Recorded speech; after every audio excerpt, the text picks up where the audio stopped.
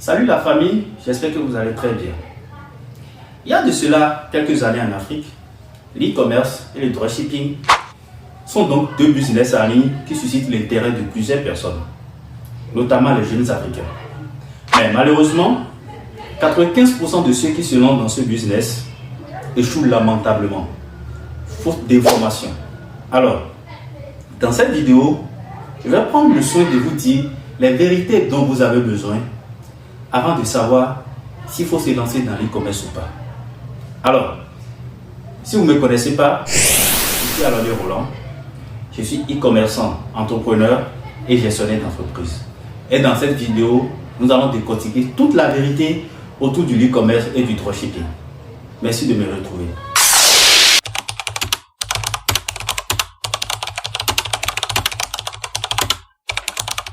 Avant de commencer, je vais alors te demander de rester jusqu'à la fin. Et avant, il faut t'abonner, active la cloche de notification pour soutenir la chaîne. D'accord? Alors, avant de commencer, qu'est-ce que le dropshipping et qu'est-ce que l'e-commerce? De manière générale, l'e-commerce, c'est l'achat et la vente des biens et services sur Internet. De manière simple, l'achat des biens et services sur Internet. Mais, il y a une nuance. Le tout ne suffit pas de vendre des biens matériels. Cela concerne aussi les biens immatériels, notamment les logiciels et les applications, surtout aussi les abonnements que vous effectuez en ligne. D'accord? Alors, l'e-commerce consiste donc à mettre sur un site internet ou bien une page web un article. D'accord? Un commerçant met sur sa page web ou bien sur son site internet un article. Il fait la publicité, il touche son audience et dans son audience, supposons qu'il y a un client qui est donc intéressé, le client vient alors lancer sa commande sur le site du commerçant. Le commerçant à son tour va donc prendre le soin de recenser cette commande-là et ensuite livrer son client. Donc l'e-commerce c'est aussi simple que ça. Un commerçant qui a un site, le client veut commander sur le site et le commerçant va lui livrer. À ce niveau, c'est supposé que le commerçant dispose déjà de l'article en stock. Vous voyez un peu? C'est aussi simple que ça. Maintenant, le dropshipping, c'est un système tripartite, un système qui se déroule en trois parties. Il y a d'abord le client, le commerçant et le fournisseur. À ce niveau, qu'est-ce qui se passe? Le client lance une commande sur le site du commerçant. Le commerçant à son tour envoie la commande à son fournisseur et le fournisseur se charge de livrer le client. Donc ce processus peut prendre 2, 3, même voire 7 jours avant que le client ne rentre en possession de son article. Le tout dépend de la distance entre le fournisseur et le client. Alors, ce qu'il faut noter à ce niveau, c'est que le commerçant joue l'intermédiaire entre le client et le fournisseur. Et c'est quelqu'un qui ne détient pas le produit en stock. Non, il joue juste un intermédiaire. Maintenant, ce qui fait que ce business suscite l'intérêt de plusieurs personnes, c'est que le dropshipping spécialement donne un avantage aux commerçants. Le commerçant négocie au préalable le prix du sourcing, le prix d'achat de l'article avec le fournisseur. Mais une fois sur son site, c'est lui qui se permet de fixer le prix qui lui convient. Vous voyez un peu? Il peut même doubler les prix x3, x4. Vous voyez un peu? Donc, c'est ce qui fait que ce business suscite beaucoup plus d'intérêt. Alors, à ce niveau, qu'est-ce qu'il faut retenir? C'est que le commerçant en dropshipping joue juste l'intermédiaire et il ne détient pas le produit en stock. Alors, voilà un peu la manière dont on peut expliquer l'e-commerce et le dropshipping. Mais attention, il faudrait d'abord savoir que l'e-commerce est le thème général qui concerne la vente électronique ou bien la vente sur Internet. Donc, le dropshipping est l'un des modèles du e-commerce. Le dropshipping fait partie du e-commerce. Donc, il y a plusieurs formes de e-commerce, d'accord? Notamment le social commerce, vous voyez un peu. Et nous avons le modèle B2C, par exemple, le modèle qui concerne une entreprise et les consommateurs. Il y en a plusieurs. Donc, le dropshipping et le e-commerce ne sont pas les mêmes choses. Le dropshipping est juste un modèle du e-commerce. C'est juste que c'est le modèle qui intéresse beaucoup plus de gens. C'est pourquoi les gens en parlent beaucoup plus. Vous voyez un peu? Donc voilà ce qu'on peut donner comme explication concernant les deux thèmes qui nous réunissent ici aujourd'hui. Alors, cher ami, si tu as aimé, dis-moi en commentaire ce que tu penses de ces deux thèmes-là. Selon toi, quelle définition tu donnes à l'e-commerce et au dropshipping.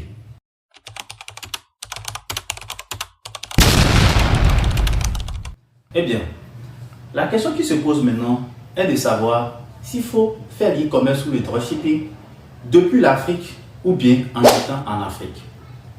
Bon, nous allons aborder le sujet différemment. Prenons d'abord l'hypothèse selon laquelle il faut faire le dropshipping depuis l'Afrique ou bien l'hypothèse selon laquelle il faut faire l'e-commerce depuis l'Afrique. Plusieurs raisons amènent les jeunes Africains à se lancer sur l'e-commerce ou le dropshipping depuis l'Afrique. La première raison, c'est que l'achat en ligne en Occident est beaucoup plus développé. Les gens veulent gagner du temps. La majorité des achats que les gens font en ligne, c'est ce qui les aide à évoluer dans les activités. Plusieurs millions de personnes font des achats en ligne et font des ventes, ainsi de suite. Donc, ils ont l'habitude de le faire. Ce marché est favorable pour se lancer. La deuxième raison, c'est que en Occident, les gens se font banalement confiance et ils peuvent commencer des articles et attendre et recevoir. L'autre raison, c'est qu'ils ont des moyens de paiement en ligne qui facilitent la transaction entre les commerçants et les clients.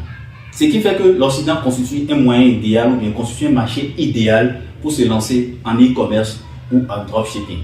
Donc là, on peut dire que c'est des conditions qui arrangent les Africains pour qu'ils se lancent. Mais les problèmes se trouvent à quel niveau? C'est trop beau pour être vrai. Maintenant, qu'est-ce qu'il faut retenir? C'est que les Africains, ceux qui sont en Afrique qui veulent se lancer, sont donc confrontés à plusieurs difficultés. La première difficulté, c'est qu'ils seront obligés d'abord de créer une boutique. Ils seront donc obligés de trouver d'abord un fournisseur fiable qui pourra donc les aider à livrer les clients là-bas. Maintenant, supposons qu'ils arrivent d'abord à créer une boutique, ils arrivent à trouver un fournisseur fiable. Maintenant, il y a le problème des moyens de paiement. Il faudrait d'abord localiser un pays dans lequel l'un des moyens de paiement sera donc validé. Parce qu'en Europe, notamment le Stripe et le PayPal sont donc les moyens de paiement les plus répandus, qui donnent la sécurité aux clients. Donc c'est ça, beaucoup de personnes l'utilisent. Alors l'Africain, lui, celui-là, qui veut se lancer, il est obligé d'abord de fournir les documents pour pouvoir entrer en possession de ces moyens de paiement-là. D'accord? Il doit d'abord créer une entreprise, il doit payer certains frais et tout le reste. Donc même s'il arrive à contourner les protocoles pour pouvoir donc créer son compte en ligne, le système finit toujours par se rendre compte et le compte finit par être bloqué. Eh bien, il revient à la case de départ. Vous voyez? Donc, voilà un peu le problème auquel les gens sont confrontés, ce qui fait qu'ils échouent banalement quand ils se lancent. Ils perdent de l'argent, ils perdent du temps, et ils perdent des ressources, ils reviennent encore bredouilles. Donc, selon moi, l'hypothèse selon laquelle il faut se lancer dans le dropshipping depuis l'Afrique, elle n'est pas validée. On doit oublier ça. Si vous voulez forcément vous lancer, le mieux pour vous, c'est de vous déplacer et aller vous installer dans l'un de ces pays-là. Sinon, la majorité, j'ai dit que la majorité de ceux qui se lancent échouent. Et notamment, vous pouvez même tomber sur des gens qui vont vouloir vous aider, des coachs qui vont finir par vous arnaquer et vous revenez encore dans des conditions précaires. Maintenant, revenons un peu à la deuxième hypothèse qui concerne le fait que s'il faut lancer le dropshipping en Afrique. Est-ce qu'il faut lancer le dropshipping en Afrique? Voilà, nous allons voir ça tout à l'heure. La première raison pour laquelle il faut lancer le dropshipping en Afrique, c'est qu'aujourd'hui, les Africains ont compris l'importance des achats en ligne. Beaucoup ont reconnu que le monde est en perpétuelle évolution. Et dans un monde en évolution, il faut donc s'adapter à la tendance. Sinon, la technologie va vous rattraper. Aujourd'hui, on ne peut plus se passer de l'Internet. L'époque où il faut une boutique pour pouvoir faire la publicité de ces marchandises, cette époque-là est révolue. Vous allez même remarquer que bientôt, il n'y aura même plus des gens qui vont donc louer des boutiques pour pouvoir installer leurs articles. Vous comprenez un peu. Donc les gens ont compris l'importance de l'achat en ligne aujourd'hui en Afrique. Et c'est un marché qui est en pleine évolution. Le deuxième facteur, c'est qu'aujourd'hui en Afrique, nous avons accès à la technologie. Beaucoup de personnes ont compris l'importance de la technologie. Aujourd'hui, les gens veulent avoir les téléphones de dernier prix. Les gens veulent avoir des téléphones qui ont les meilleures fonctions et tout. Même les petits enfants aujourd'hui ont des téléphones Android et ils arrivent à manipuler aisément. Ce qui fait que la jeune population africaine s'adapte alors à la nouvelle technologie et a donc une facilité à s'en servir. Vous voyez un peu? Maintenant, le troisième facteur qui arrange les Africains si vous voulez vous lancer dans l'e-commerce, c'est d'abord ce qui concerne la connexion Internet.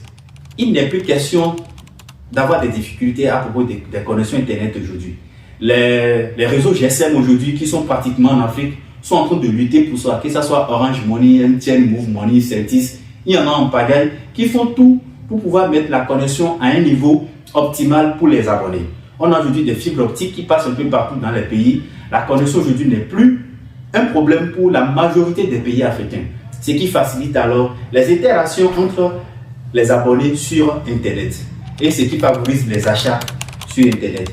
Maintenant, la quatrième raison, qui était la raison principale pour laquelle les gens subissaient des échecs, c'est qu'aujourd'hui nous avons des moyens de paiement en Afrique qui facilitent la tâche.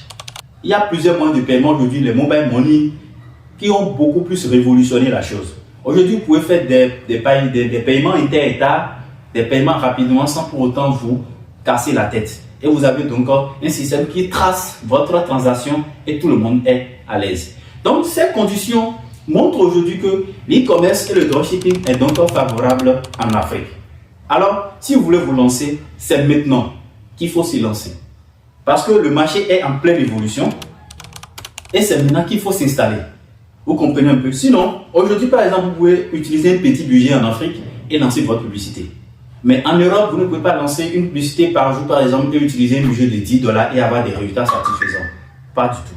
Donc, c'est maintenant qu'il faut se lancer si vous avez envie de vous lancer dans ce business-là qui évolue en pleine expansion. Alors, chers amis, voilà un peu les informations que je peux vous donner aujourd'hui à propos de ces deux business-là. Laissez-moi vous souffler que, notamment en Afrique aujourd'hui, nous avons 6 modèles d'e-commerce qui sont donc adaptés au marché africain. D'accord? 6 modèles de business qui sont adaptés au marché africain. Alors ne ratez pas votre opportunité, c'est maintenant qu'il faut se lancer. Réfléchissez, analysez vos choix avant de vous lancer.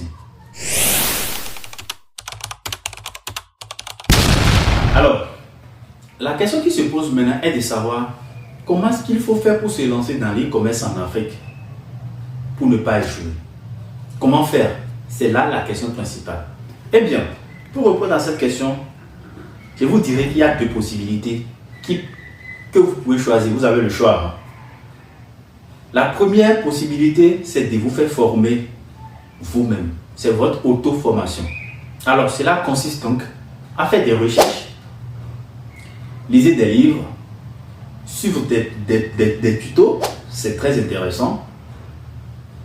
Je ne sais pas, chercher des informations, d'accord, suivre des commerçants qui ont déjà réussi en e-commerce, vous formez vous-même, d'accord, votre auto-formation. À ce niveau, c'est vrai, vous allez commettre des erreurs, vous pouvez donc perdre de l'argent, mais vous finissez quand même par apprendre et vous allez quand même maîtriser le business que vous avez choisi. Si c'est peut-être l'e-commerce, vous allez finir par maîtriser. Même si ça peut vous prendre du temps, d'accord? Mais au final, vous devez savoir qu'en tant qu'entrepreneur, il faut être persévérant. Il faut être résilient, d'accord? L'échec n'est pas au programme. Tout ce que vous allez rencontrer comme obstacle, vous devez donc savoir que c'est juste une étape qu'il faut traverser pour pouvoir atteindre votre objectif ultime, qui est donc de devenir un entrepreneur innovant en e-commerce en Afrique. C'est très primordial d'avoir cette mentalité de gagnant là. Et maintenant, la deuxième possibilité, c'est de vous faire former. D'accord?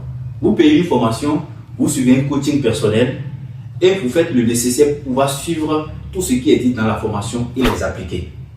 Chaque jour est une donc opportunité pour vous former. Donc vous suivez une formation et cela va beaucoup vous aider. Non seulement vous gagnez du temps, vous allez donc acquérir beaucoup plus de connaissances. Et cette formation va donc vous éviter de perdre beaucoup plus d'argent. C'est vrai, vous allez perdre, mais pas pour autant si vous décidez de vous former vous-même. Vous comprenez? Donc, voilà les 2 possibilités qui se présentent à vous. Trouvez donc un bon coach, celui-là qui pourra donc vous donner les informations, celui-là qui ne va pas donc vous vendre des rêves. Parce que sans vous mentir, c'est là le problème se trouve. Le problème aussi, c'est de trouver quelqu'un de fiable qui ne va pas vous vendre des rêves et qui ne va pas donc profiter de vous. Vous voyez un peu? Alors, c'est très important. Même si vous allez payer une formation, prenez le temps de vous renseigner. D'accord? Prenez le temps de vous renseigner avant de prendre une décision. Eh bien, nous voilà à la fin de la vidéo. Je suis sûr que si vous êtes resté là jusqu'à la fin, c'est parce que le message que nous avons donc à passer dans cette vidéo vous intéresse. Alors, pour une fois, je vous invite encore à vous abonner, activez la cloche de notification et laissez-moi donc votre opinion par rapport à l'e-commerce en Afrique en commentaire. Partagez pour donc inciter l'algorithme à montrer la vidéo à plusieurs d'autres personnes. Et vous allez donc encourager la chaîne. Merci beaucoup d'avoir choisi notre chaîne et à tout à l'heure.